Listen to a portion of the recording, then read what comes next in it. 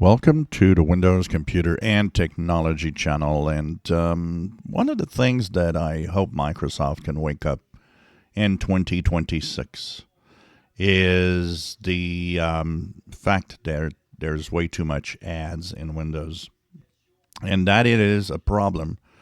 And it does do enshitification of the operating system. It does make Windows feel less of a professional OS. And one of the things that they have done, and one of the changes, is that if you use the ways that Windows offers you to share files between Windows computers, there was an option where you would get ads during the file sharing option between devices. And that would actually show up as the file transfers are being done between devices. So the file dropping feature, which could be nice, had that option of ads of different apps that they wanted you to know. There will be a switch on that option to remove ads in that specific option. But the problem is they need to actually have more options in the ads.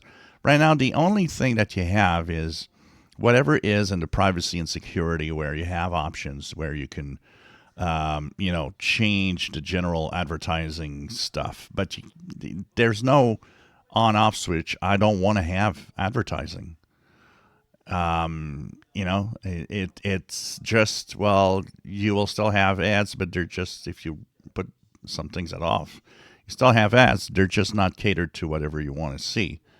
And I'm using, and I use so many times, the search option in Windows, and I am annoyed at offering me things here, offering me apps, offering me trending searches here, for example. And it's like, I don't care about that.